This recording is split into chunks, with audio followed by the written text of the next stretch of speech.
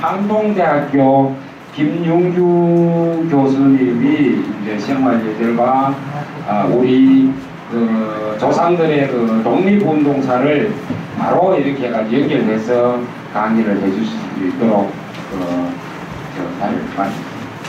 네, 저는 한동대학에 근무하고 있는 윤규입니다.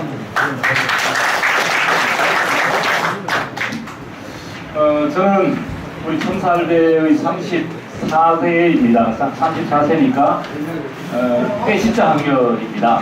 빼시자 학년이고 지금 나이는 원래 59세였습니다.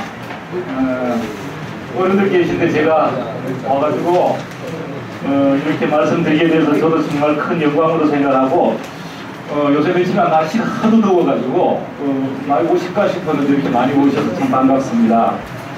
그리고 아침에 온 김에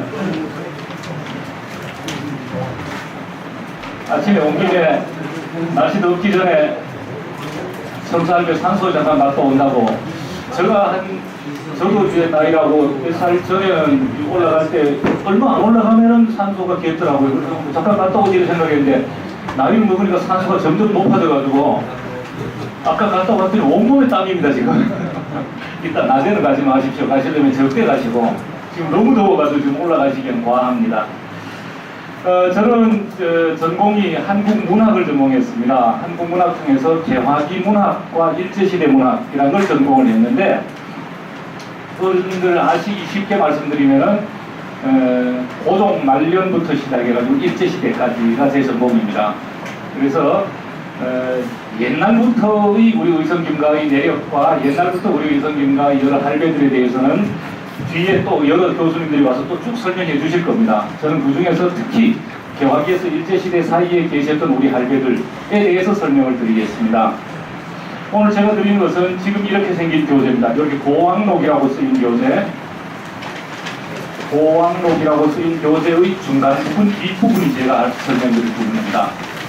이렇게 쓰인 교재의 뒷부분 제목이 참 재밌게 되어 있습니다. 조국 광복이 입대하신 우리 할아버지들 이렇게 되어 있습니다.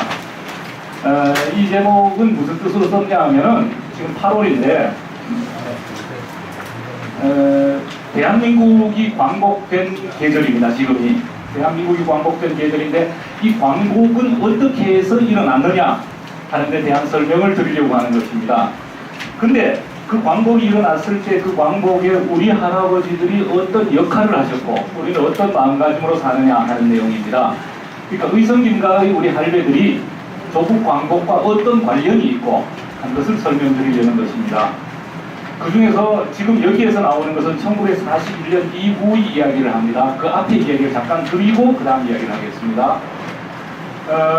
조선이 망해갈 때쯤에 조선이 언제 망했느냐 하는 것은 정확하게 연도와 날짜로 보면은 1910년 8월 29일이지만 사실은 조선이 망하기 시작한 것은 거의 한 1800년부터 망하기 시작했습니다. 그해 정조가 돌아가시고 이제 정조의 아들인 순조가 왕이 되었는데 순조가 나이가 너무 어렸습니다. 12살이었습니다. 그래서 정순왕 수렴청정이 시작이 되는데 그때부터 시작해서 한 60여 년 동안 조선이 확 많이 들어갑니다. 순조, 그 다음에 순조의 아들이 효명세자가 수렴청정을 한 3년 합니다. 하다가 효명세자가 또 일찍 죽어버리기 때문에 순조가 왕정을 복위했다가 순조가 돌아가시자 순조의 손자인 헌종이 왕이 됩니다. 헌종은 8살이었습니다. 8살에 왕이 되었으니까 또 수렴청정을 했습니다. 그러다가 헌종이 친정을 하고 난 뒤에 헌종이 죽었는데 헌종이 30대 초반에 죽었습니다. 그랬는데 헌종은 아들이 없었습니다. 그래서 아들이 없어가지고 철종을 데려다가 왕을 시켰습니다. 아시다시피 헌종과 철종 사이는 조금 곤란한 점이 있었는데 철종이 헌종의 숙항이었습니다. 아저씨 학렬이었습니다. 그러니까 어떤 사람 왕이 죽으면은 최소한 자기와 동학이거나 자기보다가 아래 학렬을 왕으로 시켰었습니다. 조선시대 같은 경우에. 그런데 그렇게 하지를 못하고 아저씨 학렬을 왕을 시켰습니다. 그렇게 하느라고 일이 좀 복잡해졌습니다. 이른바 족보가 꼬여버렸습니다.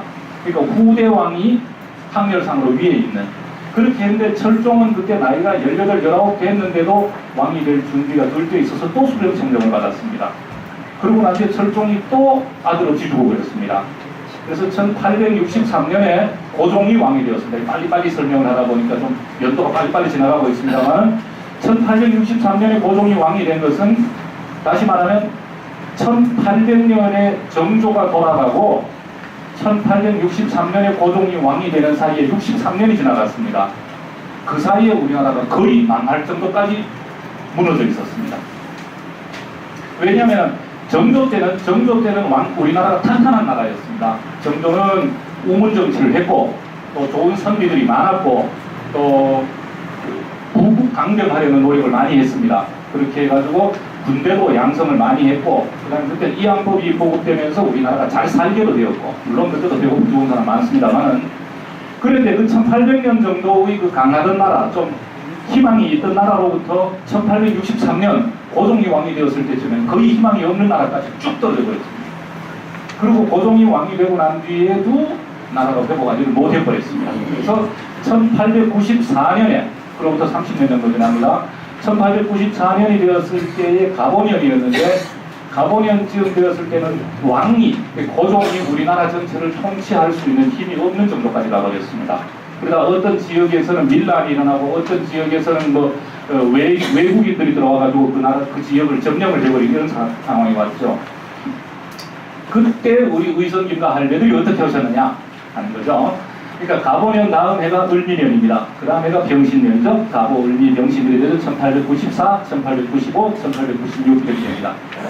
1894년 가보년에서부터 1895년 을미년까지 사이에 주로 안동을 중심으로 해서 안동, 청송, 영양 이쪽을 중심으로 해가지고 우리 할아버지들은 의병을 일으키셨습니다. 의병이라는 건 뭐냐 하면 아시다시피 왕으로부터 직접적으로 명령을 받은 군대가 아닙니다. 자발적으로 일어난 또 심지어 비조직 상태입니다. 조직도 약한 상태고 무장은 말도 못하게 약했습니다. 무장은 말도 못하게 약했는데 그때 주로 안동에서 일어났던 의병에 주로 참여하셨던 분들, 지도하셨던 분들 중에는 우리 의성김가가 많았습니다. 예를 들면 처강 김도화 선생 같은 경우에는 처강 선생은 1895년에서 1896년 사이에 일어난 의병을 을미병신년 의병이라고 해서 을병의병이라고 그러는데 그때는 두 가지 때문에 일어났습니다. 하나는 복제를 개정하라. 다시 말하면 단발을 하고 옷을 바꾸라. 흑의로 바꾸라는 백의를 이렇게 하라는 명령에 대한 저항과 또 하나는 명성황후 민씨가 시해된 사건이 있었습니다. 이 두 가지 사건으로 인해서 일어난 의병이 을병의병입니다. 을미병신년. 이때 일어났을 때 안동에서 의병 대장이 제1의 의병 대장이 처강 김도화 선생이었습니다. 그러니까 우리가 이렇게 피를 막 부르지만은 사실은 우리한테는 할배학렬입니다. 그런데 처강 선생은 실제로 세상에 사신 것은 88세를 사셨습니다. 오래 사셨습니다. 그러나 1912년에 돌아가셨는데 그때 의병장이 되셨을 때 이미 연세가 70이 넘어 있었습니다. 70이 넘은 의병장이 우리는 이렇게 생각할 수도 있습니다. 70 넘은 의병장이고 처방 정도 되면은 뭐랄까 지도자이고 연세도 높고 또 이렇게 학문적으로도 아주 탁월한 어른이었습니다. 그러니까 조선 후기에 영남 학파의 한맥을 이끌어 가셨던 어른 중에서 그 시대에는 서산 김흥학 선생과 처강 김도화 선생이라고 했었습니다. 그럴 정도로 탁월한 학자이시고 뛰어난 능력을 가진 어른이셨는데 감사합니다. 뛰어난 능력을 가진 어른이셨는데 70 넘은 어른이 의병 대장이 되신 거예요.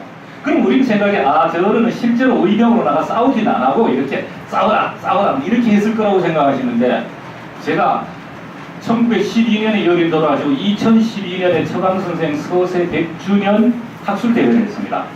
하면서 저보고 발표를 하라고 그래가지고 제가 처강집을 읽었습니다. 처강집은 엄청나게 많습니다. 이게 하여튼 한 36권인가 그렇습니다. 무지무지하게 많은데 그걸 읽어보니까 아니고 의병대 70 넘은 의병대장이 전쟁에 나가셨더라고요. 진짜로. 저 한참 태봉전투에 나가셨어요. 그러고 난 뒤에 소백산, 태백산으로 이어를 퇴주를 하셨어요. 전쟁 졌어요 우리가. 싸움을 어차피 지게 돼 있었습니다. 왜냐하면 싸움은 질 수밖에 없었는 게 우리 의병들이 가지고 있는 무기가 뭐였냐면요. 우리 의병들이 가지고 있는 무기는 화성총이라고 그러는 것이죠. 화성총은 이렇게 약을 넣고 거기다가 이렇게 심지를 답니다. 심지에 무식깃을 쳐가지고 타고 들어가면 빵 나간 게 화승총입니다.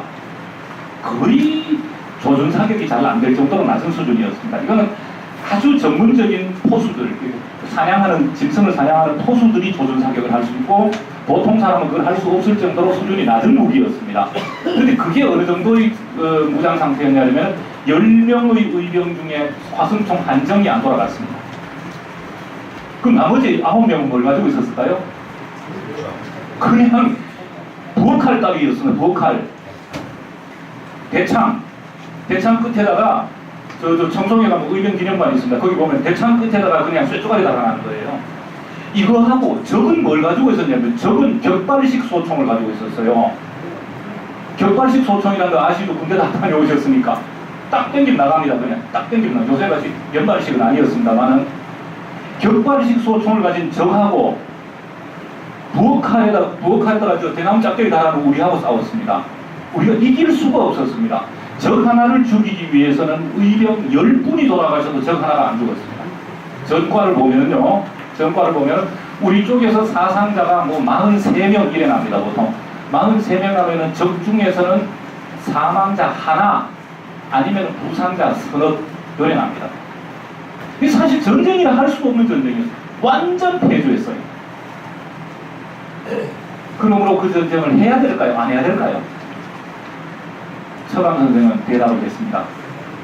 끝까지 하셨습니다. 끝까지 하셨습니다. 완전 괴멸됐습니다. 괴멸되고 난 뒤에 이어는 고향으로 돌아오셨습니다.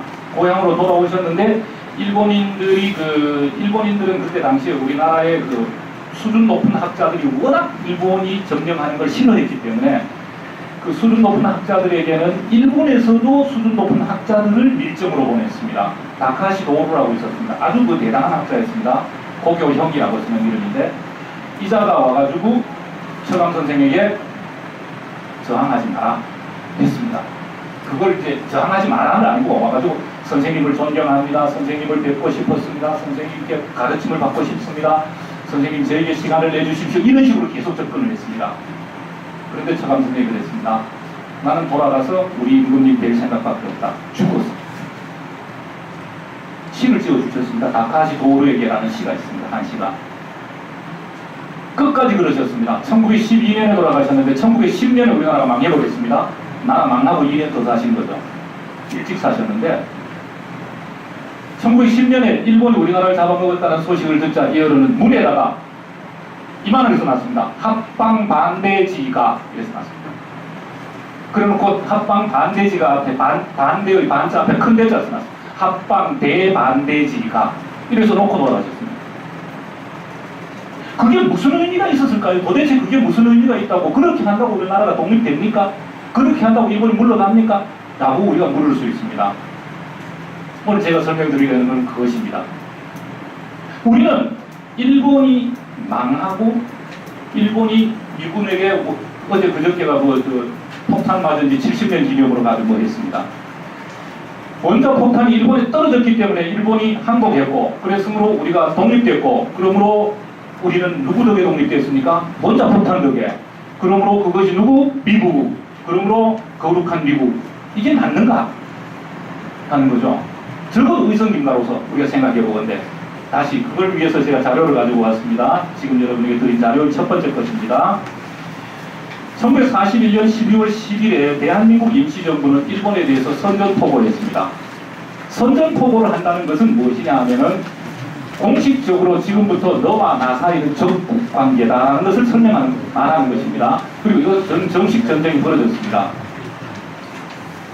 전쟁이 벌어졌는데 이 전쟁이 벌어지기 전에 이 전쟁의 내용은 선전포고 내용은 여러분이 보시면 아십니다. 우리는 죽을 때까지 싸운다. 우리는 절대로 승리하지 않는다. 우리는 마지막에 가면 우리의 최후 승리를 예측한다. 이렇게 되어 있습니다. 이게 밑에 있는 게 원본입니다. 원본을 제가 복사를 해서 넣어놨습니다. 뒷면에 가보면 또 하나 이거 뒤에 나온 것입니다. 카이로 선언이라고 일본국에 대한 영미중 삼국선언이라는 것이 있습니다. 영국과 미국과 중국의 정상이 3명이 모여가지고 일본에 대해서 선언을 합니다. 1943년입니다. 이때 이미 독일은 폐색이 짙었습니다. 독일은 거의 망해가던 시기였습니다. 그러자 이제 일본을 경멸함으로써 이 전쟁을 완료하겠다라는 게 영미중 그 세 사람입니다. 그 사람 이름까지 다 나옵니다. 루즈벨트와 장개석과 처칠이었습니다. 이건 뭐냐면 전쟁이 끝나면은 이 전쟁을 어떻게 종식할 것인가 하는 것입니다. 전쟁이 끝났을 때 어떻게 할 것인가. 전쟁을 끝낼 때 전후 처리에 대한 원칙이 있습니다.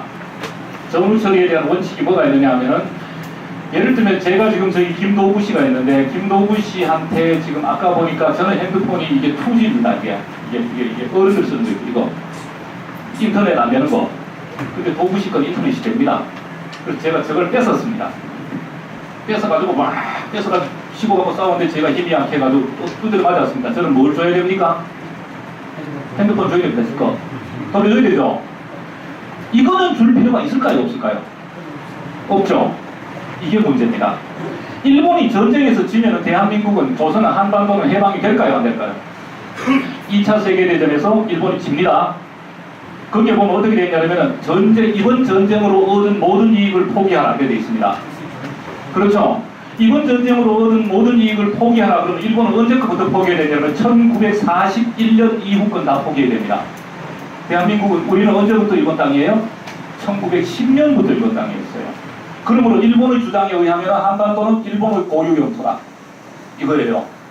그래서 1941년 이후 거 다 내놓게.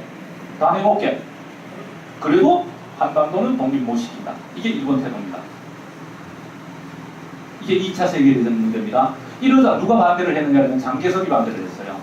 장개석은 왜 반대를 했냐면 그때 1941년 이전에 만주가 이미 일본 땅이 돼 있었습니다. 대만이 일본 땅이 돼 있었고요. 팽오도가 일본 땅이 돼 있었습니다. 그렇게 돼 있었겠죠. 그죠? 만주는 1933년 이후에는 일본 땅으로 돼 있었습니다. 그러니까 장개석이 희한한 주장을 했어요. 1차 세계대전 이후에 거 다 내놔라. 이랬어요. 1차 세계대전 이후에 거 다 내놔라는데 1차 세계대전이 언제 일어났냐면 1914년에 일어났습니다. 1914년에 일어난 전쟁 이후에 거는 일본이 다 내놔야 된다. 이 주장이 어디에 나오느냐 그러면은 카이로 선언에 나오는 겁니다. 그래서 어디 나오냐면 연합국의 목적은 일본국으로부터 1914년 제1차 세계전쟁의 개시 이후에 있어 일본국이 탈취 또는 점령한 태평양에 있어서 일부의 도서를 일본국으로부터 박탈한다. 이렇게 되어 있습니다. 자, 이 주장에 의하면은 한반도는 독립이 됩니까? 안 됩니까? 안 됩니다. 그 4년 전에 이미 일본 땅입니다. 그죠? 일본은 2차 세계대전 거 다 내놓고 1차 세계대전 거 다 내놔도 한반도는 일본 땅입니다. 그래서 이 세계적인 이런 선언이나 세계적인 조약에서 좀처럼 없는 정말 좀처럼 없는 단서 조항이 있습니다. 밑에 또 굵은 글자로 되어 있는 거 있죠. 이건 제가 굵은 글자로 한 겁니다. 단서 조항에 보면 전기 3대국은 조선인민의 노예 상태에 유의하여 적당한 시기에 조선을 자유롭게 독립시킬 것을 결정한다. 이렇게 되어 있습니다. 혹시 못 믿으실까 싶어서 밑에다가 영문 원본을 붙여놨습니다. 앞에 대일선언서도 제가 원본을 붙여놓은 이유가 원본을 좀 보시라는 겁니다. 이거는 세계적인 선언에 좀처럼 없는 일입니다. 그러니까 2차 세계대전 이후 거 다 내놔라. 끝. 1차 세계대전 이후까지 다 내놔라. 이것도 좀처럼 없는 일이지만 어쨌든 끝. 그런데 다른 나라하고 하나도 없습니다. 다른 나라 이런 하나도 없고 딱 조선만 독립시킨다 이렇게 있습니다. 이거 왜 이랬을까요? 이게 세계선언에서 이런 일이 잘 없잖아요. 그런데 왜 이랬을까요? 그때 당시에 전 세계 식민지가 수백 곳이 있었습니다. 그런데 이 사람들은 왜 하필이면 원칙 딱 정해놓고 원칙의 예외 조선만 해방시킨다 이렇게 됐을까요? 이거를. 이 이유가 바로 오늘 말씀드리려는 주제입니다. 일본이 우리를 점령했을 때 우리가 다 행복하게 살고 우리나라 사람들이 일본 사람한테 네 하고 있었으면 그 사람들이 보기에 이 처칠 루즈벨트 등이 보기에 우리는 뭘로 보였을까요? 일본 땅으로 보였을 겁니다. 그런데 우리 할아버지들은 그러지 않았습니다. 10대 1로 깨질 한이 있어도 끝까지 싸웠습니다. 끝까지 싸웠습니다. 여러분 아시죠? 이 할배들이 의병을 일으키시고 이 할배들이 3.1운동 때 일본군 사상자가 몇 명 나는지 아세요? 저도 모릅니다만 일본군 사상자 거의 빵 났습니다. 빵. 우리는 300만 명이 죽었다는 설이 있습니다. 이렇게 죽는데 뭐라고 한세 부릅니까 그거? 앞으로 추지. 아니에요. 불렀어야 돼요. 이 어른들이. 이 어른들이 그 전쟁을 했기 때문에 전 세계 열강들은 알았습니다. 조선은 일본 땅이 아니다.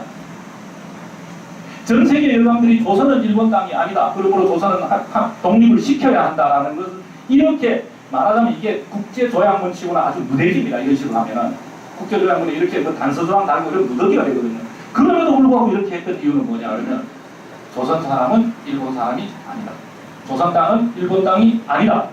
이것이 이렇게 되자 1945년 7월 26일에 미영중이 다시 모여가지고 여기에 이제 포츠담 선언이라는 것도 이건 일본에 대한 종전 선언입니다. 일본에 대해서 항복하라라고 정확하게 요구하는 겁니다. 쭉 항목이 붙어 있습니다. 쭉 항목이 붙어 있는데 여기에서도 뭐라 그러냐면은 저 6페이지에 보면 맨 위에 있습니다. 맨 위에 카이로 선언의 조항은 이행될 것이며 제8조에 카이로 선언의 조항은 이행될 것이며 다시 말하면 조선은 독립될 것이며 이런 뜻입니다. 그리고 일본의 주권은 혼슈, 홋카이도, 규슈, 시코쿠 우리가 결정하는 제 소도서에 국한될 것이다. 이게 딱 정해져 있습니다.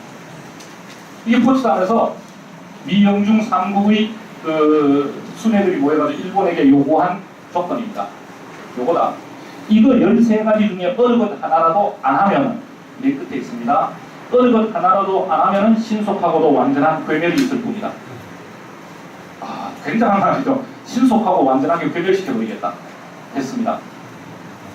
다시 말하면 이 앞에 있었던 모든 조건 다 받아들여라. 그 속에 뭐 조선도 독립시켜라. 조선 포기해라. 이겁니다. 일본이 조선에 대해서 얼마나 탐이 났는지 모르죠? 그 여러분도 아시는 얘기 많죠? 일본은 조선을 지금도 탐냅니다. 지금도. 1830년에요. 1830년에는 역사를 거슬러 올라갑니다만 1830년에 일본은 이미 정한론을 내놨어요. 일본은 자기들이 유럽의 여러 나라들과 어깨를 나란히 할 수 있는 나라라고 생각하고 있었어요. 그런데 가려고 그러니까 제일 불편한 게 누구예요? 조선입니다. 조선을 점령해버려야 일본은 마음 놓고 세계 국가가 된다는 생각을 갖고 있었고 지금도 그 생각은 변함이 없습니다. 안 내놓으려고 그러니까 단서조항을 따서 내놔라. 그리고 내놔라. 그리고 포츠담 선언에서 확실하게 선언해버렸습니다. 그러자 1845년 8월 15일에 일본 왕 히로히토가 여러분도 아시는 그 웅얼웅얼하는 그 방송 있잖아요. 왜? 방송 요새 가끔 나오죠. 웅얼웅얼 이런 거 있어요. 거기서 뭐라 그러냐면 셋째 줄에 짐은 제국 정부로 하여금 미영 소중 사국에 대하여 그 공동선언을 수락할 뜻을 통곡해 하였다. 그렇게 되어 있습니다. 이 말은 뭐냐 그러면 일반 무조건 항복입니다. 아무 조건도 달지 아니하고 미영 중소가 요구하는 것을 다 받아들이겠다. 이 얘기죠. 이걸 다 받아들이겠다. 자, 다시 거꾸로 올라가 봅시다. 일본 왕이 항복 선언을 할 때 다 받아들이겠다 그랬습니다. 그죠? 뭘 받아들이려고 했냐면 포츠담 선언을 받아들이겠다고 그랬습니다. 포츠담 선언은 뭐를 말했냐 그러면 카이로 선언은 이행된다라고 말했습니다. 카이로 선언은 뭐라고 말했냐면 조선은 독립된다라고 말했습니다. 조선은 왜 독립된다라고 말했습니까? 조선은 일본 땅이 아니기 때문에. 뭘 보아서? 독립운동하는 분들을 보아서. 거의 모든 조선 의열 당원들은 걸리면 사형이었습니다. 통을 되었습니다. 우리가 독립운동사를 읽어보셔서 아시겠지만 독립운동사 중에 싸운 전쟁 몇 번, 이긴 전쟁 몇 번 있습니까? 청산리하고 봉오동하고 딱 2번밖에 없어요. 그것도 연결된 거, 그거 이기고 난 뒤에 격신 참변 났잖아요. 그거 이겼다고 조선인들 그 근처에 있는 조선 싹 다 죽여버렸어요. 외놈들이. 그렇게 처절하게 우리 할배들이 돌아가시고 싸우고 끝까지 굴복하지 않으셨으므로 조선은 독립된다. 물론 원자탄 떨어져가지고 일본 놈들이 시급했다. 이것까지는 우리도 이해해요. 그러나 암만 시급해도 조선은 내놓기 싫었습니다. 그러나 조선을 안 내놓을 수 없었던 것은 우리 할배들이 강요한 겁니다. 너희들이 안 내놓을 수 없다는 것을 연합국 모두에게 설득을 끝냈어요. 연합국 모든 수뇌들이 보기에 조선은 일본 땅이 아니다. 세상에 이렇게 독립운동 처절하는 민족이 없다. 그러니까 국제 그 선언문에다가 단서조항을 달았던 특별한 예입니다. 그러면 그 어른들은 도대체 어떤 어른들이었는가? 자, 8쪽에 봤습니다. 전국의 독립운동 포상자 현황이란 걸 볼까요? 2013년 기준으로 13,403분이 계십니다. 그 중에서 2015년 현재 13,930분 중에서 경상북도가 2,080분이 계십니다. 이 숫자가 다른 지역하고 한번 비교를 해볼까요? 밑에 한번 볼까요? 밑에 보면 각 도별로 쭉 나와 있습니다. 쭉 나와 있는데 보면은 거기에 경상북도가 2,036인데 2,000 넘는 도가 어디 또 있습니까? 하나도 없습니다. 하나도 없죠. 서울 포함하여 경기가 겨우 1,000명쯤 됩니다. 경남이 1,000명, 충남이 1,100명, 평북이 1,000명, 경상북도는 2,000명이 넘습니다. 이분들은 도대체 누구일까요? 자, 다시 오른쪽으로 가볼까요? 경북의 시군별 독립유공자 현황이랑 한번 볼까요? 거기에 보면은 주로 우리 할아버지들이 사시던 곳이 어디냐 그러면은 안동, 청송, 뭐 영덕 이런 데 주로 많이 사셨습니다. 그죠? 이런 어른들이 계신 곳을 한번 보세요. 비교할 수 없는 숫자가 나와 있는 걸 볼 수가 있어요. 그죠? 비교할 수 없는 숫자입니다. 이 우리 할아버지들이 돌아가시고 이 밑에 그림 이걸 누가 어떤 심심한 사람이 그래프까지 그려놨습니다. 이 표는 제가 만든 게 아닙니다. 이거는 어디서 나왔죠? 아, 이거 보훈처에서 나온 겁니다. 보훈처에서 나오고 안동 독립운동 기념관에서 나온 겁니다. 그런데 이 표를 보시면은 아, 진짜 우리 할배들이 독립운동 많이 하셨구나. 도대체 어느 할배인가 싶으면 뒷면을 또 넘어가면은 10쪽에 제가 전공한 것은 개화기와 일제시대 전체이지만 오늘 가지고 온 자료는 현재 내압에 있는 우리 그 내압 우리 의성김과 내압파들 이외에 다른 분들도 많은데 아까 우리 교장선생님 말씀하신 것처럼 심산 선생 같은 위대한 지도자도 있었고 또 아까 제가 말씀드렸던 것처럼 처강 선생도 이 파에 속하지는 않습니다. 그런데 내압만 우선 예를 들어보겠습니다. 내압만 예를 들어보겠습니다. 내압 안에서 독립유공자로 이미 서훈이 되신 분이 18분입니다. 이거는 엄청나게 많은 숫자. 우리 보통 생각하면은 18분 하지. 한 분 한 분이 독립운동의 핵입니다. 한 분 한 분이. 이거 서훈 받아보신 분 아시겠지만 저는 저희 중조부가 건국훈장 예국장으로 그 오른쪽에 보면은 두 번째 나오는 필자학자가 저희 바로 중조부십니다. 그래서 저희는 이 일을 해봤는데요. 아, 이거 독립운동 좀 했다 하는 소문이 있다 이래가 되는 게 아닙니다. 이게 한 분 한 분이 지도자들이고 한 분 한 분이 핵심들입니다. 그쯤 돼야 이 어른들이 건국훈장이 나옵니다. 저희 중조부께서는 외적들과 직접 싸우시는데 지도자로 3.1운동 때 지도자로 직접 싸우시다가 외적을 총에 맞아서 현장에서 돌아가셨어요. 이 정도 치열한 어른들만이 이 정도입니다. 우리가 오른쪽에 그만큼 계시죠? 그 다음에 또 뒷면에 나가보면은 또 있습니다. 내안마을 의성김씨 미소훈 독립운동가라는 분들이 있습니다. 이 어른들도 다 독립운동 하신 어른들입니다. 증거가 확실합니다. 이 어른들도 증거가 확실한데 서훈 기준까지 안 되는 어른들입니다. 그러나 서훈 되었느냐 안 되었느냐 관계없습니다. 아시죠? 지금 아까 말씀드렸던 의병들요. 무명 의병들도 많이 돌아가셨습니다. 무명 의병들 돌아가신 예가 한두 분이 아니고 지금도 못 찾는 분들 많습니다. 심지어 그때 의병들 중에서 상당수는 미혼이었습니다. 총각들은 그때 전쟁 나가가지고 돌아가셔버리면은 당시에는 그냥 뭐랄까 아이로 죽은 걸로 처리해버렸습니다. 그러다 보니까 무고한 상태가 되어버리죠. 그런 어른들까지 포함하면 지금도 훨씬 더 많습니다. 그거 보면 전북 김씨인데 저 끝에 가보면 한호라는 분이 한 분 있습니다. 이분 한씨잖아요. 아니에요. 이분은 우리가 조사한 바에 의하면은 주자로 김주로인 것 같아요. 근데 한호는 변성명입니다.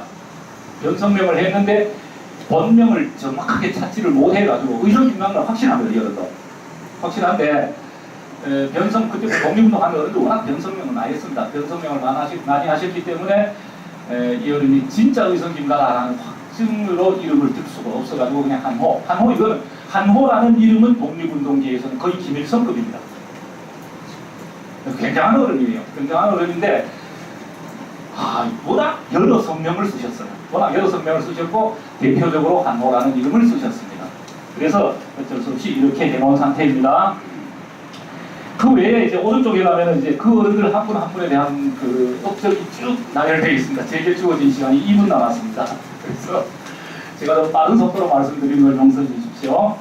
거기 보면 그 대자학자, 이 어른은 백화한류입니다. 백화. 안동 내학가 보시면은 왜 백화구류 있죠. 백화구류. 백화구류는 문화재로 지정될 만한 나이가 아직 안 됐습니다. 그런데 그건 현충시설로 그냥 지정됐어요. 왜 그럴까요? 그 집 문 안에서 독립운동가 7분이 나셨어요. 굉장하죠. 백화일기라고 하는 책이 있습니다. 백화일기라고 하는 책. 이거는 독립운동계에 있어서 거의 필독서의 책입니다. 이 어른이 만주에 건너가실 때 연세가 68이었습니다.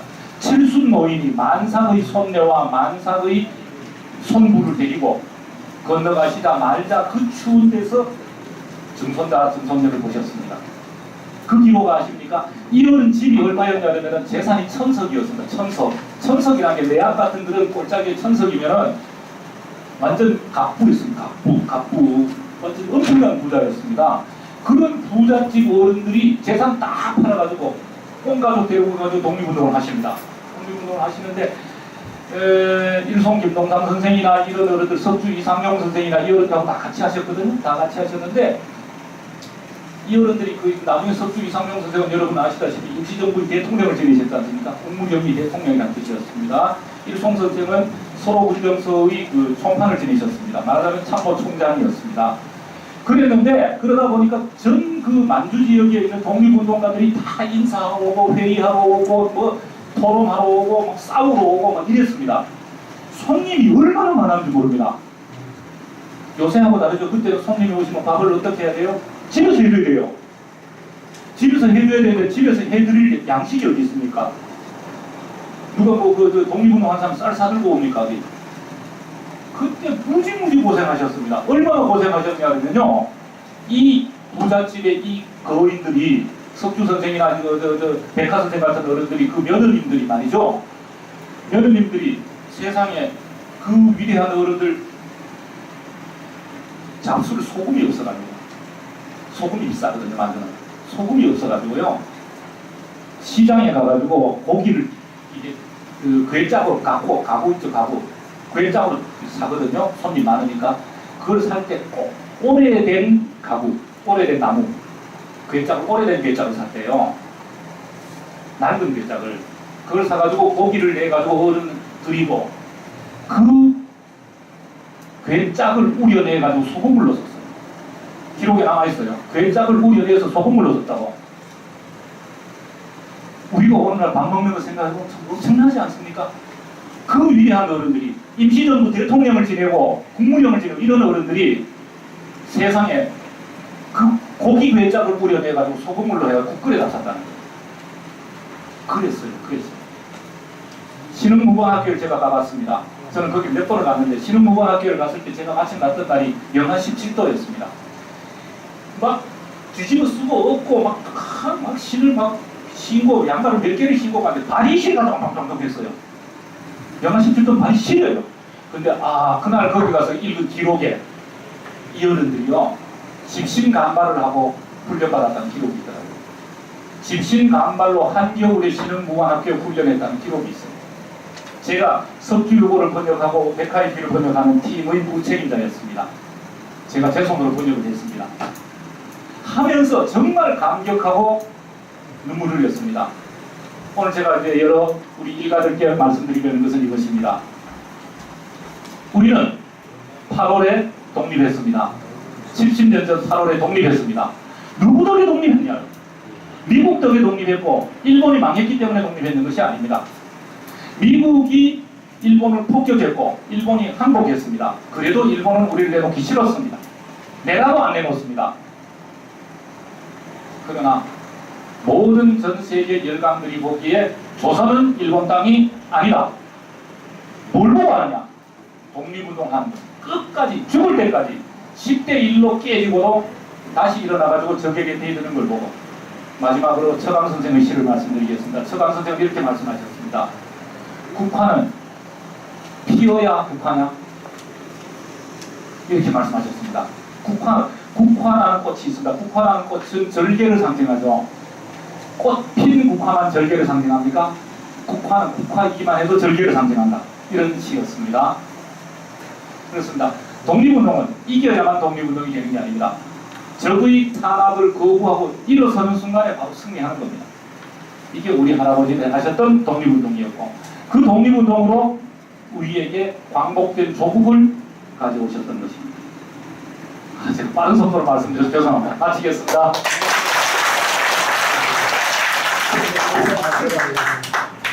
교수님 수고했습니다. 오늘 좋은 강의 잘 들었습니다. 대동의 회장님 모셨습니다. 네.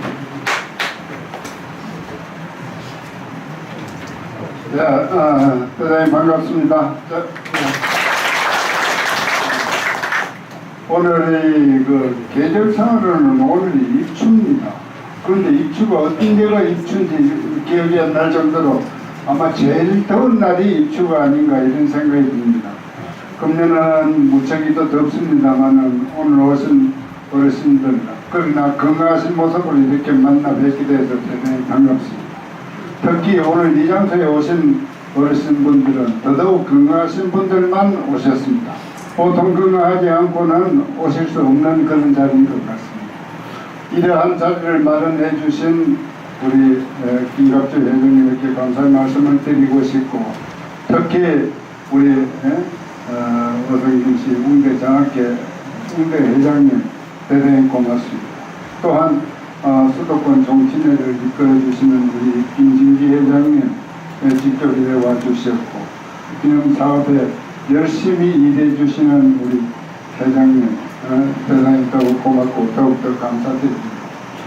저 자신도 오늘 일해 오면서 과연 어쩌면 이러한 장소가 있을까, 학위 수련회가 있을까, 과연 내려가 보면 어떨까 하고 상당히 궁금했습니다만은 한 가지 생각은 제가 처음에 설명을 듣기로는 우리 장학금을 받은 학생들이 많이 이제 참여를 할 것이다 하는 이런 생각을 가지고 또 그런 쪽에 기대를 했습니다만, 요즘 학생들은 돈 받을 때만 오지요. 이런 수련회 오라 그러면 잘 안 옵니다. 수련회 오라 그러면 어디 바다 있느냐, 해수욕 할 때 있느냐, 자기들 마음대로 PC방이 있느냐, 노래방이 있느냐, 이것부터 먼저 살펴보고 오지. 이 더운데 사실 수련회 오라 그러면 잘 안 나요.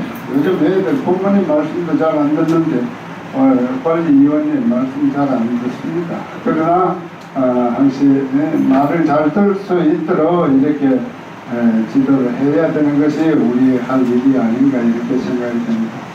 오늘 이 교재를 이래 보면서 참 저도 이래 와서 잠시 들었습니다만 이래 훌륭하신 일을 하신 분들이 정말 우리 어성김문이 이렇게 많았구나. 저도 욕심 같았으나 언젠가는 이런 기회가 한번 있었으면은 저도 이름이 이런데 한번 들어가 봤으면 싶은 그런 마음이 들어갑니다.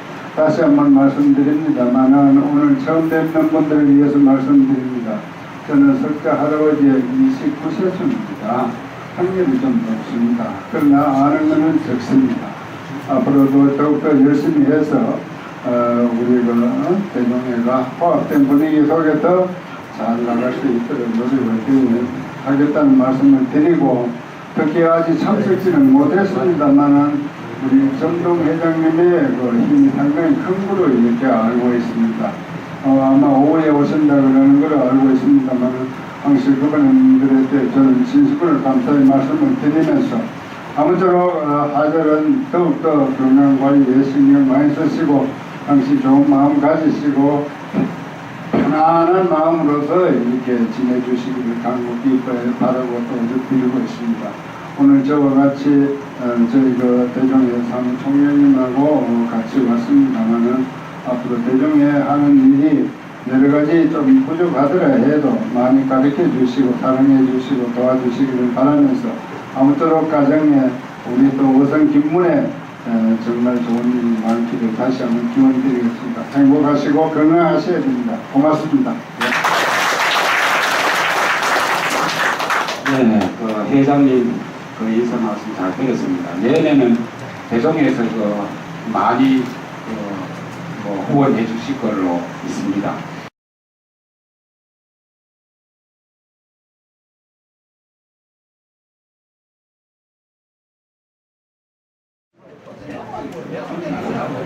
이번 시간에는요, 경상대학교 김정현 교수님이 임진왜란과 학공학에 대한 강의가 있습니다.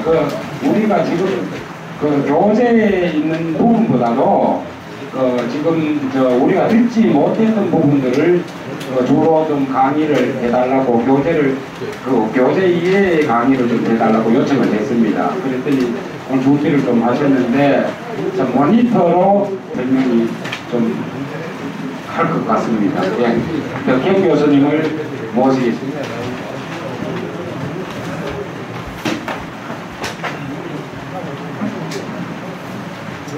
네, 안녕하십니까. 저는 우리 석자 의성군 할 때 35세가 됩니다. 조금 전에 이 강의하신 윤규 교수가 저보다 나이는 좀 적지만 아재 되는데 정말 아까 직접 말씀드렸지만 감동이라고 했습니다. 오늘이 이제 광복 70주년 되는 게고요. 거의 8월인데 오늘 우리 강의 주제가 이제 처음에는 심산 선생 얘기를 하셨고 그 다음에는 이제 이 한말 독립운동 얘기를 했습니다. 제가 하는 얘기는 그로부터 또 한 400년도 올라간 임진전란을 전후로 한 얘기를 합니다. 그러니까 주제가 좀 이렇게 맥이 안 통하고 있고 심산 선생은 주로 이제 일제 때 독립투쟁을 하셨고 아까 윤교아지 하신 거는 한말 때 우리 의성 김문이 얼마나 독립운동을 많이 해서 그것이 지금 조국 광복의 힘이다 이런 얘기를 해주셨고 저는 또 그로부터 그 300년이 올라가서요. 그죠?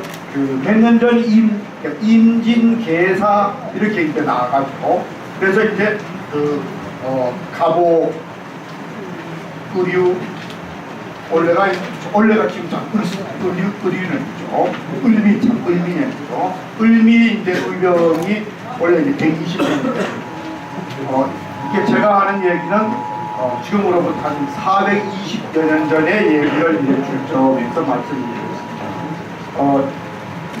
많이 덥기 때문에 저는 이제 30분, 제가 40분 원래 계획인데 40분까지는 하면 안 되고 30분 안으로 이제 얘기가 끝내도록 하겠습니다. 얘기 주제는 세 가지입니다. 첫째는 여러분들이 사실 학고할배 얘기 같은 거 많이 좀 들으신 것도 있고 또 공부를 많이 하신 분이 있기 때문에 제가 좀 다른 측면을 따로 장만을 해보았습니다. 그래서 첫째는 임진왜란이라는 것이 어떤 상황에서 일어났는가 이런 얘기를 먼저 하나 이제 그것이 지금 우리의 지금 현실을 이렇게 다시 생각하는 건데도 굉장히 도움이 되는 얘기입니다. 그러니까 우리가 옛날 얘기를 한다는 것은 옛날 얘기 재밌게 하자는 게 아니고 물론 재밌으면 더 좋죠. 중요한 거는 지금 우리의 현실을 보는 눈을 가질 수가 있다. 그래서 임진왜란이 일어나던 1592년의 상황이 어떤 것입니까? 여기에 대해서 제가 10분 얘기하고 두 번째로는 학봉 선생이 맡으신 초유라는 것이 어떤 의미가 있는가 이런 얘기를 두 번째로 하고 세 번째로는 제가 진주에 30년 살았습니다.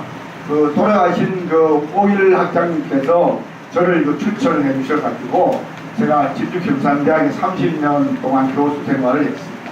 그래서 학봉이 바로 임진전란에서 가장 공업의 최고의 극점인 바로 진주성 전투에 대해서 10분간 이렇게 나눠서 말씀을 드리겠습니다. 첫 번째는 이제 임진왜란 이게 어떤 전쟁인가 좀 도와주세요. 첫 번째는 이제 그때가 국제 정세가 어땠는가 이야기를 먼저 말씀을 드리겠습니다. 첫 번째는 그때가 바로 서세 동정, 서양의 세력이 동쪽으로 물밀듯이 내려오기 시작한 거였습니다. 여러분들 중에 혹시 그 스페인 여행을 해보신 분은 알 겁니다. 스페인에 가서 보는 것 유명한 중에 하나가 그 아람브라 궁전이랍니다. 이 아람브라 궁전이 있는 데가 바로 그라나다라. 그라나다라는 데가 뭔가 하면 그 스페인에 와 있던 그 이슬람 무어족 왕조가 있던 궁전입니다. 그 궁전이 1492년 스페인 기독교로 천주교도들에 의해 가지고 함락됩니다. 그래서 이 그라나다 시해가 중앙에 가면은 이사벨 여왕이 그 콜럼버에 대해서 이렇게 지휘봉을 넘겨주는 동상이 있습니다. 그 애가 동시에 그라나다의 그 이슬람 정권이 왕조가 멸망해서 아프리카로 쫓겨나내고 그 애가 스페인이 전국을 통일한 레콩키스타라고 그 국토를 수복했다 이거고 그 애고 동시에 콜럼버스가 신대륙을 찾겠다고 발진한 거죠. 그때부터 유럽 세력이 전 세계로 뻗어나가는 것이고 그로부터 100년 뒤, 딱 100년 뒤 1592년에 일본이 조선을 쳐들어왔습니다. 이건 무슨 얘기냐면은 일본이 쳐들어온 것은 그냥 옛날에 외놈이 쳐들어온 게 아닙니다. 유럽에서 배운 전쟁 기술 그걸 가지고 그리고 일본이 다시 통일이 됐어요.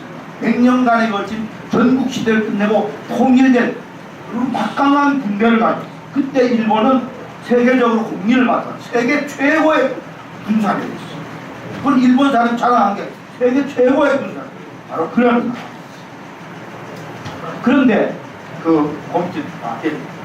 그때 이제 우리나라와 중국 사정이 어땠는가? 중국은요 명나라가 망해가지고 명나라 황고 임진란이 일나기 몇십 년 전에 명나라 황제가 몽고족한테 잡혀 선포가 됐어요. 그 다음에 명나라는 황관에 전행을 해가지고 막 나라가 완전 임금이 몇 달 동안 얼굴도 보이지도 않고 막 난리가 나던 그리고 또 임진왜란이 일어나기 얼마 전에 누르하치가 만주를 통일을 했어요. 이게 이제 명나라가 망하기 전상. 그런데 우리 조선은 어땠느냐? 사림이 정권을 잡았어요. 그동안 이제 후진 척신이 강하다가 4대 4화를 거치고 난 다음에 드디어 이제 이 영남 지역이나 이런 그 선비들이 정권을 잡았습니다. 그렇지만 문제가 있습니다. 두 가지입니다. 첫째는 이 선비분들이 옛날 살인들이 세계 정세를 이루고 있었습니다. 그래서 원래 조선의 정책, 외교 정책이라는 아시죠? 4대 교린입니다. 천자의 나라를 섬기고 이웃과는 사이좋게 지낸다. 이것이 바로 조선의 정책이었는데 그때 우리나라 이 살인들은 어떤 생각을 가지고 있냐면은 명나라는 끝없이 높이고 대신에 여진종이나 외국은 그야말로 멸시하는 문화적인 우진이니까 이건 볼 것도 없다. 이런 이제 생각, 융통성이 없는 생각. 그런데 아까 일본은 어땠는가 하면은 일본이 임진왜란이 일어나기 전에 중요한 변화가 두 가지 있어요. 첫째는요, 이 총을, 그걸 우리는 조총이라고 그러는데 공식명은 철포입니다. 철포를 1575년 이 나가시노라는 전투에서 3,500정을 3열로 세워가지고 1열사, 2열사, 3열사로 해서 그 다케다 기마부대를 전멸시켰어요. 그 유명한 그 구로자와 아키라 감독의 그 가게무샤, 영무샤라는 영화에 그게 나옵니다. 그래서 일본은 전법이 달라졌어요. 즉, 이 전에는 단병전, 치고받고 싸우는 전투였는데 1575년 이때부터는 부대단위 전투입니다. 그냥 병사한테 쭉 줄어가가지고 딱 앉아가지고 사격 물러서 그 다음에 이어나오고 사격. 그 전투가 됐어요. 두 번째 일본은 어떤 일이 일어나면 이 군대를 그전에는 우리나라랑 마찬가지입니다. 농민들을 전쟁이 일어나면 모병을 해서 끌고 나오는 거예요. 우리나라는 그렇게 돼요. 근데 일본은 오다 노부나가 때부터 어떤 일이 일어나면은 이 그 용병제도 월급을 주고 군대를 모집하는 거죠. 그리고 도요토미 히데요시는 이 토지 조사를 하고자 신분을 해서 딱 국민들을 세 계급으로 나눴습니다. 무사, 상인, 그리고 백성. 이렇게 나누고 백성들은 무기를 소지할 수 없게 했습니다. 그러니까 이 군사들은 전부 다 프로예요. 이 상비군 제도를 일본은, 그러니까 상비군 제도의 일본, 그 다음에 철포로 부대 전술. 그래서 일본은 그 나가시노 전투를 뭐라고 하냐, 세계 3대 전투다. 근대 세계 3대. 그러니까 일본이 쉽게 말해서 옛날 외놈이야. 그런 상황에 이제 처해. 그런데 우리는 어땠습니까? 교린을 못한 거죠. 그래서 결국 그것이 두 번째 드러났습니까? 어떻게 해요? 임진왜란에 일본을 잘못, 그 다음에 또 병자호란에 요진족을 잘못. 세상이 이러한 상황에서 이제 임진왜란이 일어났습니다. 그런데 여기서 이제 우리가 또 하나 생각을 했어요. 우리는 이제 이렇게 학교에서 배우고, 아마 여기 계신 분들이 또 상당히 그렇게 생각해요. 임진왜란은 우리나라 부패하고 당쟁하고 이래가지고 처참하게 당해서 졌다. 이러한 이제 생각을, 그러니까 왜 졌느냐? 당쟁 때문에 졌다. 뭐 이러한 이제 생각을 하고 있는데, 이것은 최근에 뭐 학계에서 얘기는 이긴 전쟁이고, 전쟁의 원인과 잘못된 점은 당쟁이 아니다. 이제 이런 점에 대해서 조금 이제 얘기를 해야 되는데, 이제 예를 들자면 이렇습니다. 그 1812년에 나폴레옹이 러시아를 침공했어요. 모스크바를 점령하고 불태웠어요. 그런데 어느 누구도 1812년 나폴레옹의 러시아 침공을 프랑스의 승리라고 얘기는 한다. 왜? 처참하게 그야말로 떨고 추위에 견디고 겨우 살아나. 마찬가지로 임진왜란도 전쟁은 항상 초기에 침략군이 승승장구하게 돼 있어요. 계획을 가지고 일사불란하게. 그렇지만 전쟁이 오래 계속되면 어떻게 됩니까? 전선이 길어지고, 전선이 길어지면 문제가 어떻게 생깁니까? 보급로가 문제가 생깁니다. 일본은 나중에 이렇게 얘기합니다. 일본이 전쟁에 지게 된 원인을 세 가지로 일본 고등 역사 교과서에 딱 그렇게 합니다. 세 가지다. 첫째는 이순신의 수군의 과장, 두 번째로는 의병의 복귀, 세 번째로는 명나라의 지원. 이 세 가지로 일본은 설명. 그래서 우리가 오늘 제가 얘기하려고 하는 진주성 전투가 바로 의병이 중심이 된 임진왜란 최초의 최고의 승리다. 그래서 제가 그 부분에 이제 얘기를 하고자 하는데, 근데 이제 여기에서 그 전쟁의 원인하고 관련해 가지고 말씀드려야 할 것은 이제 뭡니까? 아까 당쟁도 얘기했죠. 지금도 그렇습니다. 우리가 얘기하면 항상 이 국가의 지도자들은 뭐라고 합니까? 유비무한. 백성들 전부 나라가 위험하면 근검절약하고 열심히 일하고 뭐 동원하면 빨리 훈련하고 이렇게 이제 강조를 합니다. 전쟁 준비하라고. 그래서 백성들을 단속합니다.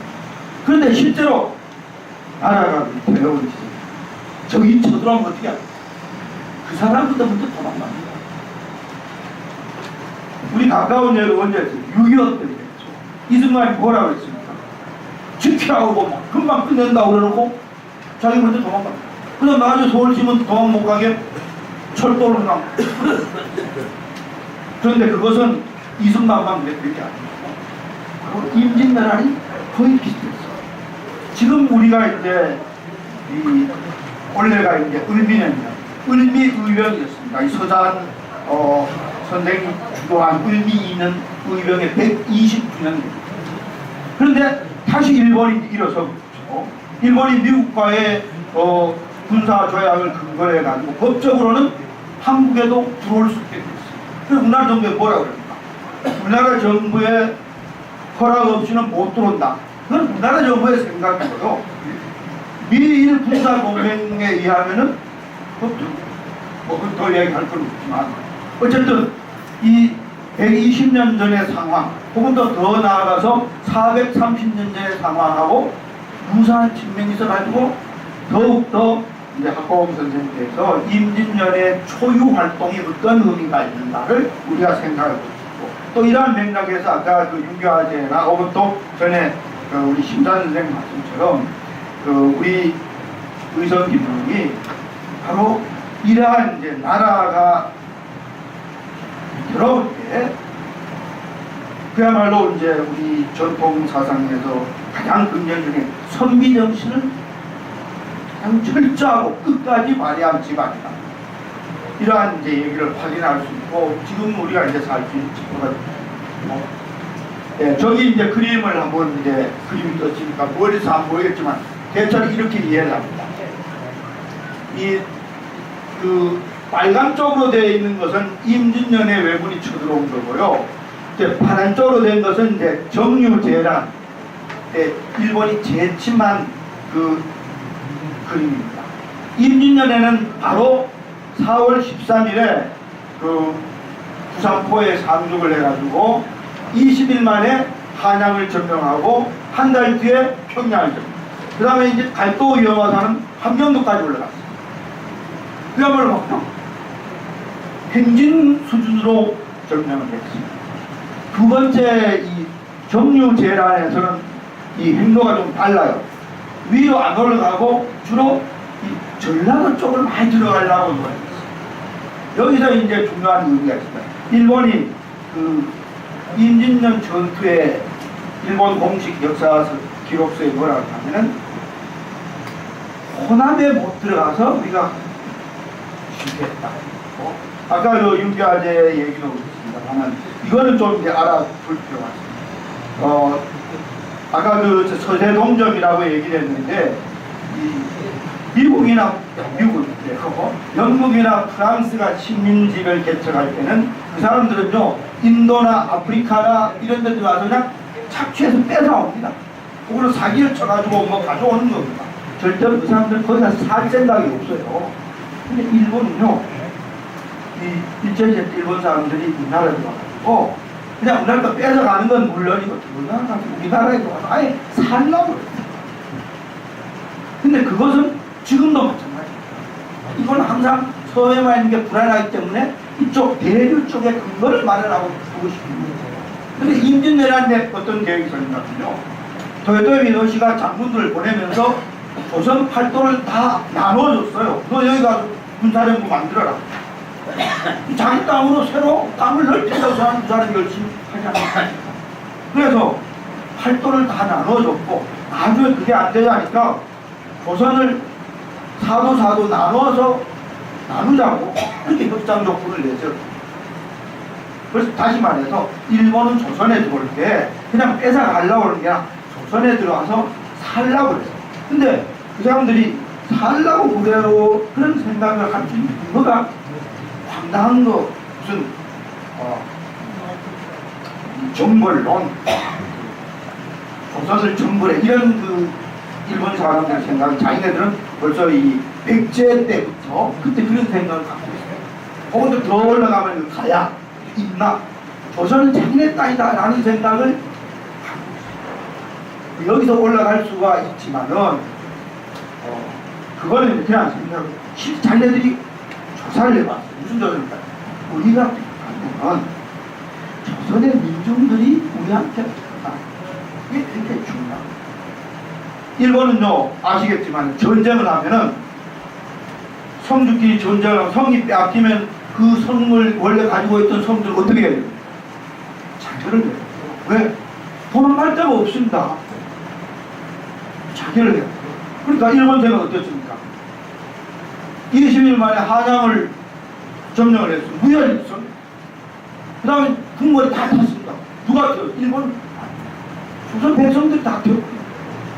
그리고 저 이순신 장군 비록이도 납니다. 이순신 장군 부산포에 쳐들어갔을 때 조선군을 향해서 공격한 화살은 누가 쏴리냐면은 조선 사람이 있어요. 다시 말해서 일본은 조선에 들어가면 조선 백성들이 자기네들 환호를 맞아준다고 전혀 사실이 아닌 게 아닙니다. 다시 말해서 얘기 다시 돌아갑니다만은 그때 조선 그랬습니다. 일본이 쳐들어온다고 그러니까 특히 이제 경상도 지역을 중심으로 해서 대규모의 축성 사업 막 공사를 했습니다. 유비무한 이거죠. 그런데 정작 임진왜란이 일어나자 하니까 어떻게 됐습니까? 병사는 도망가고 수사는 자기가 갖고 있던 배를 침몰시키고 한 대만 가지고 숨어버리고 그리고 관찰사는 임금을 지킨다고 해서 위로 올라가 버렸어요. 텅텅 비었어요. 그러니까 백성들이 어떻게 생각? 평소에는 별별 명분을 다해가지고 일시키고 혹독하게 하던데 그 지도 인사들이 막상 전쟁이 나니까 도망가 숨어버렸어요. 이런 상황에서 학봉이 초유의 명을 받습니다. 초유라는 것은 전쟁이 일어났거나 난리가 났을 때 백성들에게 애국심을 불러일으켜가지고 나라를 지키는 스스로 봉기하도록 만든 그러한 집합입니다. 이것은 우리나라 역사상 전후궁관. 그런데 그걸 아무나 시킬 수 있겠습니까? 빨리빨리 써야죠. 그런데 그 학봉이 이제 제가 지난번에 우리 2013년에 이제 경상도청이 안동예천을 온다고 해가지고 기념 시공식을 한다. 경상북도에 이제 도지사 경찰청장 또 대구지검장 이런 경상북도의 의장 이런 분들이 전부 이제 안동을 왔는데 식을 하기 직전에 학봉 종가에서 점심을 하는 그걸 이제 기록 영상이 있어가지고 그걸 제가 이제 유심히 봤습니다. 그래 봤더니 거기에 이제 지금도 그분이 계신지 모르겠어요. 대구지방검찰청장이 최영경이라는 분의 작품입니다. 그 최영경이라는 분이 어떤 분인가 하면 이 남명 선생의 가장 수제자, 공자문화의 아는 같은 분이에요. 근데 이 정열입의 난에 모함을 받아가지고 죽었어요. 근데 그분을 신원을 그분이 죄가 없다라는 것을 밝혀준 분이 그래서 이 학봉이 사실 그 전에 안동을 중심으로 한 퇴계학파와 진주를 중심으로 한 남명학파 별로 이렇게 사용한 거 없어요. 퇴계는 남명에 대해서 좀 비판적인 얘기, 또 남명은 퇴계에 비판적인 얘기. 두 분도 한번 만나지도 않아요. 그런데 학봉이 이제 퇴계의 문인인데 거기에 가면 어떻게 되느냐? 과연 말빨이 쓰겠느냐? 아니었다. 근데 그 구체적인 사례가 바로 이제 수당 최영경을 신원했던 것을 진주 경상우도 사람들은 다 알고 있어요. 그래서 학봉이 부르니까 그 왕조실록에 나온다. 마치 메아리가 울린 것처럼 사람들이 모였다. 그러니까 이 무슨 일인지 마찬가지입니다. 나라도 그렇고 지역도 없고 이 공동체가 어려울 때는 이 백성들을 호들겨 가지고 막 전쟁에 나가라. 집에 있는 거내나 이렇게 야단처럼 내리고 무심을 모르게 바로 이제 초유라는 것은 이제 그러한 이제 일을 하는 것이고 그것을 이제 학봉이 가장 잘 이제 수행을 했다는 거예요. 그럼 이제 제가 이렇게 얘기하다 보니까 너무 정신없이 이제 하는데 저 몇 분 지났죠? 한 10여 분 남았죠? 네, 좀 이제 진도를 좀 당겨서 그 전에 이제 그 초유 이야기를 좀 증조할 수 있는 하나만 이 왕조실록에 나온 이야기입니다.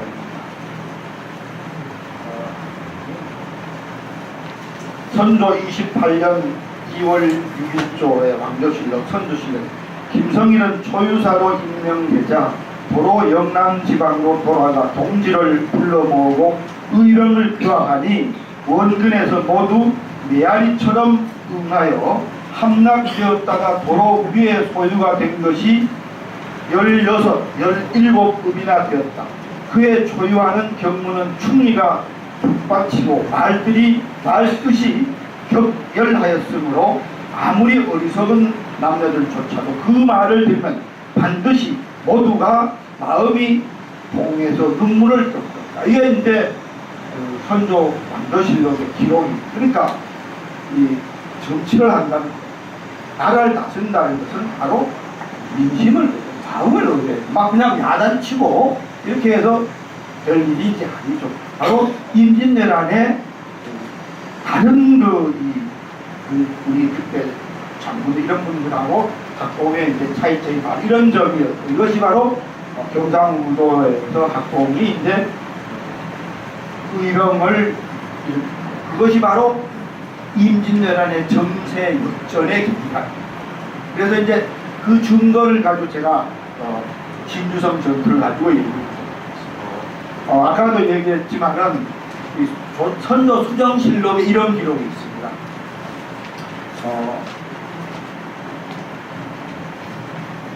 임진 전투가 전세가 회복된 것은 두 가지 계기가 있습니다. 하나는 이순신이 바다에서 적을 막아가지고 호남으로 들어올 것을 막. 둘째는 김성일 등이 진주에서 막아서 적이 호남으로 들어올 것을 막. 나라가 보존된 것은 이때 장사들의 힘쓴 그 공로가 바로 큰 것이다. 이렇게 선조 순전실록에 진주성 전투의 중요성을 얘기하고, 그 진주성 전투를 총지휘한 사람이 학봉이라는 것을 이제 분명히 알고 있습니다. 그런데 실제로는 이제 어떻게 되는가 하면은 진주성 전투의 총 경과를 전투가 끝난 다음에 학봉이 장계를 올렸습니다. 거기에 그 공을 세운 사람, 김시민에서부터 이광락 등등의 다 열거를 했습니다. 그래서 바로 그것으로 해서 김시민은 충무공의 시효를, 지금 진주성에 가면은 김시민의 동상이 있습니다. 그런데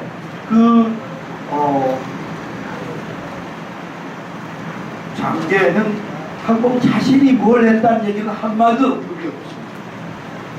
그런데 어쨌든 그 장계를 중심으로 해가지고 다른 여러 가지 기록에 보면은 실제 학봉이 진주성 전투를 어떻게 이제 주라는 것을 이제 어떤 짜낸다는 거고, 그 다음에 이제 핵은 실행한다 이런 의미로 이제 그러니까 전체적으로 기획했다라는 거예요. 그런데 이제 제가 이제 진주에 살기 때문에 진주에 대해서 좀 잘 알고 있습니다. 그래서 여기 계신 분들은 진주에 와보신 분도 있지만 안 와보신 분도 있어가지고 진주에 대해서 이제 좀 설명을 저기 그림이 있는데요. 그림이 멀어서 안 보이겠지만은 쉽게 말해서 지금 진주는 서부 경남이라고 해요. 그러니까 경상도 쪽에서는 남쪽이고, 그리고 남쪽에서 서쪽에 있다. 또 다른 식으로 보면은 경상도에서 전라도로 넘어가려고 그러면 그 문제가 제일 큰 곳이 진주다. 또 다르게 얘기하면은 일본 측 자료에 보면은, 일본 전사 자료에 보면 진주성 전투에 관한 자료가 2페이지에 걸쳐서 나와 있습니다. 근데 뭐라고 한다면 조선의 명성, 조선의 아주 유명한 성이다 라는 기록이 있습니다. 근데 그 다음에 진주성 사진, 저거는 이제 그 조선 후기의 진주의 지도가 있고, 그래 보면은 앞에 이제 남강이 그리고 저쪽 서쪽에는 절벽으로 되고, 북쪽에는 늪지 호수가 있고, 그 다음에 동쪽에는 해자가 있어요. 그래서 진주는 사면이 물로 이렇게 둘러싸인 아주 천혜의 요새. 그래서 이 임진왜란 전투에서 만 하루 이상의 전투한 성이 별로 없습니다. 딱 2군데밖에 없어요. 평양성하고 진주성밖에 없는데, 평양성은 어떤 성입니까? 고려 때부터 있는 성이에요. 얼마 그야말로 비탈한 성이고, 근데 거기도 하루 이틀 이상 전투를 하지 않습니다. 진주에서는 임진년 전투에서 무려 6일간 전투했어요. 공성적이. 그리고 계산년 전투에 거의 10일 했습니다. 그건 뭡니까? 그만큼 성이 견고하다. 임진년 전투에서는 일본군이 2만 명이었고 조선군은 안에 있는 조선군이 약 3천여 명만 10대 1에 싸. 계산년 전투는 일본군이 10만 5천 명입니다. 전군이 계산년은 도요토미도시의 특별명령으로 복투정해가지고 전 일본군이 동원돼서 10만 명 이상의 일본군 자료입니다. 우리나라 10만 명 이상의 일본군이 진주성을 포위했는데 그 안에 있는 군사는 뭐 한 5천이 채 안 되고 백성들이 몇만 있었다는 조항 통계 다르고 없습니다. 근데 그 10만 명이 포위 공격하는 것을 열흘간 버텼다. 그러니까 그것은 여러 가지 측면에서 그만큼 성이 아주 견고하다. 그래서 이 20세기 초에 그 자도에 보면 저기에 뭐 섬처럼 되어 있는데, 그러니까 바로 이 진주죠. 그래서 아주 그 진주는 이제 그 지역이 전라도로 넘어가는 어떤 충에 있기 때문에 전라도로 가려고 그러면은 진주의 영향을 받을 수가 없다. 안 받을 수가 없다. 도망치듯 가더라도 뒤에 충격을 당한다. 뿐만 아니라 거기에 요새가 아주 견고하다. 그래서 다시 얘기를 돌아가면 일본군이 처음에 초기에 막 그야말로 파죽지세로 북상을 해서 평양성과 함경도를 점령을 했죠. 근데 전선이 길어져요. 근데 이제 일본은 이렇게 생각해요. 조선왕이 빨리 자결을 해야 될 텐데 자결 안 하고 뭐 딴짓하고 있다 이거죠. 그런데 어때 그 다음에 그 정신없는 것은 백성들이 도망간 왕을 위해서 공기했다. 일본은 도저히 상상을 할 수 없습니다. 여러분들 유명한 미야모토 무사시 소설책에 보면은 그 첫 구절이 그런다. 미야모토 무사시가 어렸을 때 그 세키하가라 전투 구경하는 얘기. 그 산위에서 전투 구경하다가요.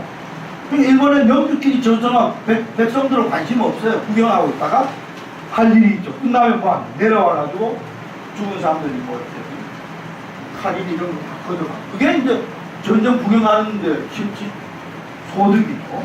그러니까 일본은 당연한 거예요. 근데 우리나라는 백성들이 임금이 도망가는데 반란을 일으켜야 돼. 물론 반란도 많이 일어났어요. 그렇지만은 양반 사대부들이 주동을 해가지고 의병을 모집했는데 백성들이 그리고 그 백성들이 호응을 하게 되니까 어떻게 됩니까? 광군하고 충돌이 생깁니다. 왜냐면 광군은 감산이 이 병산이 이런 사람들 평소에 벌써 인심을 다 잃었어요. 그래서 도망갔다가 임금이 야단치니까 다시 나타나는데 백성들이 안 따르는데 나중에 봤더니 선비들이 따로 군대를 모았어요. 그래서 막 서로 싸움해. 가장 대표적인 게 뭡니까? 마무당 곽재우하고 경상감사 김수가 서로 죽이겠다는 거죠. 근데 그것을 바로 갖고 중대군이죠. 만약 그 일이 없었으면 마무당은 역적이 됐고 김수는 어떻게 안 할 이러고 그리고 전쟁이 어떻게 될지도 모릅니다. 그런데 합봉이 이렇게 전 임금에게 장계를 올렸어요. 이 전쟁의 요체는 진주성을 지킵니다. 마치 이순신이 유명한 얘기 있지 않습니까? 신에게는 아직도 12척이 있습니다. 조선은 그렇게 생각을 했어요. 일본 사람 처음 나라니까 수전을 잘하고 하니까 바다는 포기하고 육지에서 지키자. 이게 이제 생각이었고 더군다나 용준이 그 지천간 전투에서 전변하고 난 다음부터는 수군 없애고 너도 육지에 올라서 싸워라. 근데 이순신이 그렇게 해요. 아직도 12척이 남았어요. 그래서 정유재란에 전라도 진입을 받은 마찬가지로 합공도 이 전쟁의 모처가 바로 왜군이 전라도로 들어간 걸 막는, 왜군이 전라도로 들어간 걸 막는다라는 것은 왜군의 보급을 차단합니다. 그럼 왜군이 버틸 수가 없다. 그래서 진주를 지켜야 된다. 근데 학원이 진주에 내려가 보니까 어떤 일이 일어났습니다. 진주 목사하고 진주 판관, 그때 진주 판관이 바로 김시민이었어요. 두 사람이 지리사라고 숨었대요. 지리사. 그래 학원이 나오라 그랬더니 진주 목사는 아이고 늙어서 나한테 그만하랍니다. 어떻게 해요? 그 목사 너는 나이도 30몇 살밖에 안 돼. 나와라. 그래가지고 이제 나옵니다. 그래서 김시민을 다시 불러내가지고 목사로 승진을 시켜가지고 그때 이제 조여사는 관직을 임명할 수 있는 능력이 권한이 있어요. 그래서 이제 진주성을 지키고 진주성을 김시민 혼자 지키게 한 게 아니라 외군들이 이제 들어올 것을 예상을 해가지고 그 주변에 이광학이라든가 이런 사람들을 같이 들어가서 지키고 준비를 시켰어요. 뿐만 아니라 그 경상도 일대의 그 다른 지방 수령들을 침입에 대비해서 진주 주변 지역으로 불러들였습니다. 더 나아가서 호남 지역에다가 의병을 넣쳐버렸습니다. 호남에 있는 의병을 진주로 와서 도와달라. 그래서 최경래라든가 이런 호남 의병들이 진주를 하겠습니다. 다시 말해서 거의 전국적 스케일에서 진주성 전투를 조직합니다. 김시민이 할 수 있는 역할이 아닙니다. 그공이 그 진주성 안에는 누가 지키고 주변에는 누가 지키고 진주성 동서남북의 배치를 다 정해졌습니다. 마우당은 북쪽 비봉산에서 왜군을 후방에서 고랑시키고 다 사방의 포진을 다 위치를 다 정해줍니다. 그렇게 해가지고 6일간 이제 전투를 했는데 제가 이제 얘기했던 끝부분에 이런 얘기를 인용하고 이제 일본 그 합동참모본부라는 전사책이 있어요. 거기서 거기 보면 끝부분에 이렇게 얘기했어요. 거의 전쟁이 끝났다 이거죠. 김시민은 이제 이마에 총알을 맞아가지고 거의 죽어가는 상태고, 그런데 갑자기 다른 일이 있어요. 이때 학봉이 내려보낸 군수물자가 남방으로 내려가가지고 어떤 인사들이 다시 용기 백배해가지고 마지막 날 저녁에, 그래서 그 다음날 내부는 대오를 정비해서 내가 이게 일본군의 기록. 그래서 이 전쟁이 이제 임진년 전쟁이 계기가 바로 이순신이 주도한 바다에서 일본군이 막는 것을 한산대첩을 통해서 제권을 잡았고, 두 번째로 학봉이 주도한 그 진주성 전투가 우리가 참 안타까운 것은, 제가 또 이 송구스러운 것은 김홍일 학장께서 저를 굉장히 대입합니다.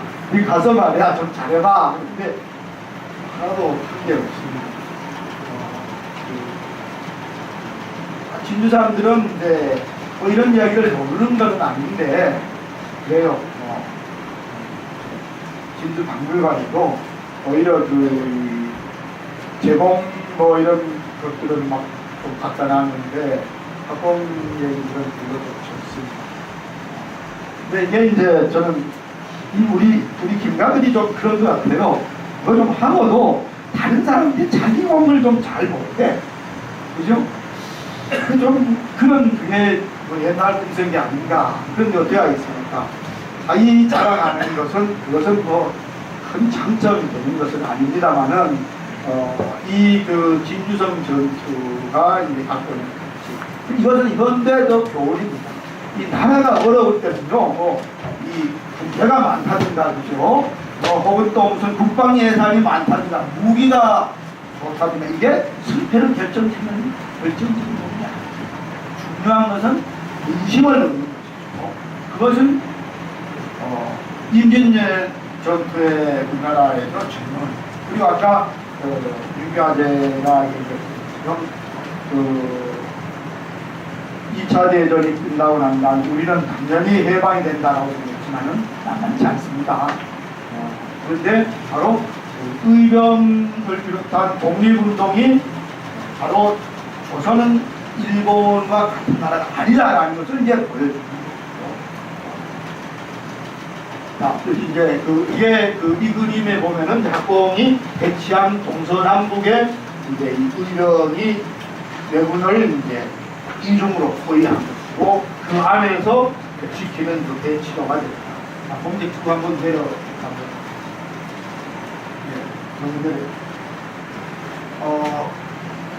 이제 끝날 때 되니까 그 진주 촉성로에 가면 이제 이 시판이 많이 열려 있습니다. 혹시 앞으로 가시면은 두 시는 이제 꼭 한번 눈여겨 보시라고. 하나의 시는 이 촉성로의 주련으로 걸려있는 신요한이라는 사람의 시. 이 사람 아주 시인으로 그때 국제적으로 유명했대요. 그래서 저기에 이제 보면은 진양성례 수동류하모 총죽방난 노경주하니 그래서 그 진주의 역사를 풀면서 평화의 시대 끝에 그죠 장대 풍악소리 봄놀이에 어울리네. 그래서 이 촉성루의 경치를 읊은 그 유명한 시가 이 주련으로 이제 걸려 있습니다. 그래서 주련이 이렇게 옆에 길게 걸려 있고 그 시를 한번 보시고 이 성안에 들어가면은 저 사진은 이제 진주 촉성루의 가장 오래된 1902년에 일본 고토 분지로라는 일본 지형학자가 증명하는데 지금의 촉성루하고 달도 보면은 잠깐 보여드려 이 촉성루 왼쪽에 쭉 건물들이 좀 있습니다. 그래서 그 지금 진주 촉성루가 국보로 지정해 달라고 그러는데 이 문화재 등급이 그 경상남도 문화재입니다. 문화재 등급 가장 많죠. 그 진짜 화가에서 딱 안동에 가면 화장실도 국가문화재인데 막 이렇게 소리 지르는데 진주 사람들이 촉성루가 지금 옛날 촉성루 모습이 아니다. 제대로 보고는 아닙니다. 그다음 지금 이제 저 뒤에 게 촉성루고 촉성루 들어가는 입구에 비석이 하나 서 있습니다. 그래서 마지막으로 제가 이제 그 비석을 있는 걸로 해서 제가 말씀을 드리는 이게 중재기망 선생께서 이제 쓰시고 진주의 그 시민인 최재 이분이 이제 쓰신 건데 그걸 그 번역문이 이 명문입니다. 그래서 저는 이걸 이제 얘기로 해서 끝내도록 하겠습니다. 선조 임진년 5월에 문충공 학봉 김성일은 영남 초유사로 진양성에 다다라 충공 대소원 조정도와 정기공 송남 인호와 함께 촉성루에 오르다. 때는 외란으로 강토에 선지피 낭자하니 벼슬 아쳐 모두 달아나고 군사와 백성은 흩어졌다. 성안이 텅 비어 쓸쓸하고 강물만 예대로 아득히 흐르는데 멀리 눈을 들어 조국의 상하를 바라보니 오직 슬프고 분함의 마음 저리어 조공과 이공은 초여자 김공의 손을 잡고 삶이 차라리 욕되도다. 강물에 몸을 던져 한을 씻자 하였으나 학봉은 짐짓 잠시의 괴로움을 잊을 뿐이라며 한은 천추에 씻지 못하리니 오직 한 번뿐인 장구의 죽음을 허술이하랴. 여기 푸른 물굽이 상기 뜻 있어 흐르거늘 남은 목숨은 더욱 원수 앞에 질리니 이 유서 있는 터전을 지켜 나라에 갚으리라. 그년이 맹서하여 술 한잔 높이 들고 시한수를 부리 촉성루 삼장사는 잔을 들고 구워볼 때 뜻있어 흐르는 물 웃는 가슴 미어지다. 세월도 강물이거니 넋은 길이 나무리라. 이 시는 뒤에 순찰사로 부임한 오공숙이 새겨 높이 편판에 달았으니 바로 저겁니다. 한번 그 촉성에 가시면 제일 높은 곳에 달려있는 시판입니다. 이로써 이 사실이 세상에 널리 알려진 바 되어 후인들이 일컬어 촉성루 삼장사라 했다. 세 현자의 자세한 내력은 각기 그 문집과 역사 기록에 남았으니 여기 다만 이 한 가지 사실만을 돌에 새겨 촉선루 곁에 세우고 지나가는 나그네로 하여금 발을 멈추게 하는 때는 임진년으로부터 369회가 지난 뒤에입니다.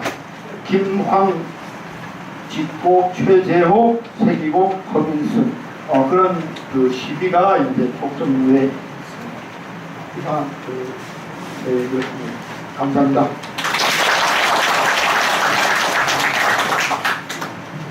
더운데 그 고생을 많이 하셨습니다.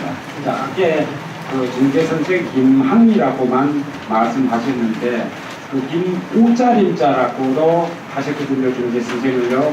우리 오토산의 문서에 보면은 우자림자로 나오십니다. 그 다음에 대구종친의 해송물진 분도 중계선생입니다. 그 우자림자로 나오십니다. 그러니까 그 김항으로만 아시지 말고 이거는 중계는 우자림자라고 이렇게 가지고 하셨으니까 그걸 아시고 그 다음에 아까 그 대자락자의 그 만주에 들어갔을 때에 그 윤규 교수가 말씀하셨는데 그때 그 자료들도 오토산에 있습니다. 그 가계도가 만주로 가실 때에 바로 오토산에 들려서 저 오토제에다가 저 가계도를 지금 조문국 박물관에 보관을 하고 있습니다. 네, 이상입니다. 오늘 점심 식사를 맛있게 하시고 1시에 다시 이제 강의를 시작하는 걸로 하겠습니다. 예, 자리를 그 자리에 놔두시고 내려가시면은 저 자리를 마련해 두셨습니다. 좋습니다. 거기 가셔가지고 점심 식사를 하십시오. 그리고 쉬시다가 1시에 다시 만나겠습니다.